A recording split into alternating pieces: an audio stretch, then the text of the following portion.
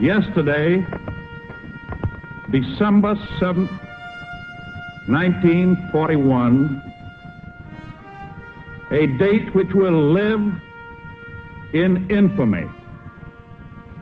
The United States of America was suddenly and deliberately attacked by naval and air forces of the Empire of Japan.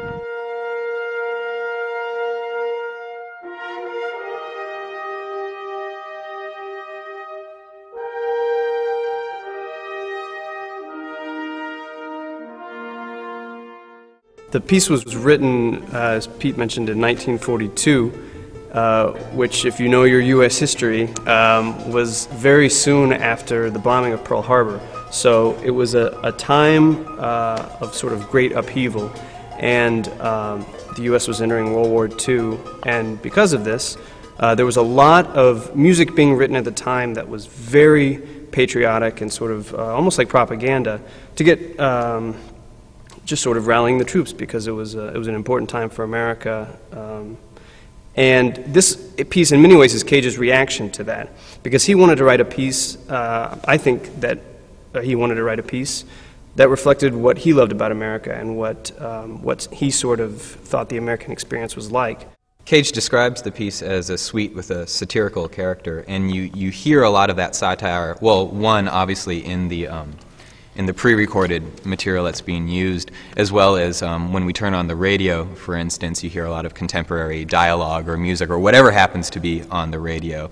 And then there's two solos within the piece where it's just piano for a minute or so.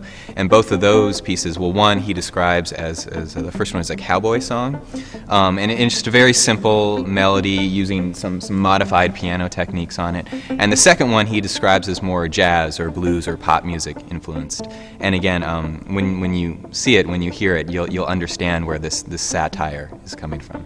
Maybe if he was writing the piece today, instead of a cowboy song and a jazz song, it would be like a Lady Gaga tune, some other hip hop tune, or yeah, or something, you know, something like that. Because the point is that you're hearing the symphonic work, which has a real context. You hear that piece, and it makes you think, like, wow, orchestra in tuxedos on a stage with a conductor and everybody's dressed up, and then tin cans and stuff and all these trashy sounds coming through, like, I don't know what's going on, and then all of a sudden, you know, the pop song comes on, and that's maybe that's a little bit of Cage saying, this is what America is. We take some things from Europe, we have these junk sounds, but we also have our own sort of popular styles. And he's poking fun at just a variety of different elements. I mean, obviously the classical music, I mean, he was a classical composer. Originally, John Cage wrote Credo and Us to be choreographed for dance. Merce Cunningham, a friend and longtime collaborator, choreographed the piece. Credo and Us presents many silences.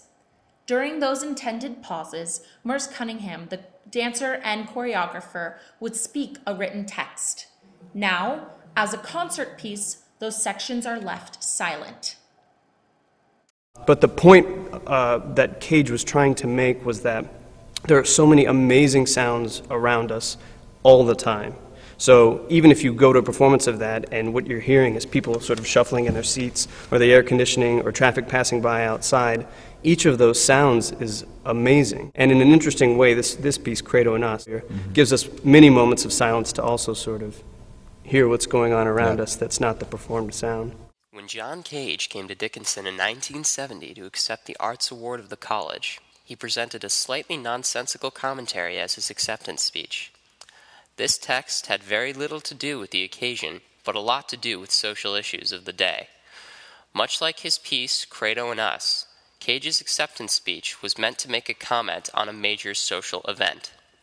Instead of commenting on the Second World War and the bombing of Pearl Harbor as he did in Credo, he speaks about the United States' involvement in the Vietnam War. However, Cage discussed the issue in an indirect manner. He did not speak to his Dickinsonian audience with a clear and direct purpose. Rather, he spoke in very general terms, never once saying in his speech that the United States should stay or leave Vietnam. Cage spoke in fragmented sentences about war, peace, and the American way of life. He encouraged his audience to stand together as one, instead of fighting amongst themselves, and move towards a common goal of peace.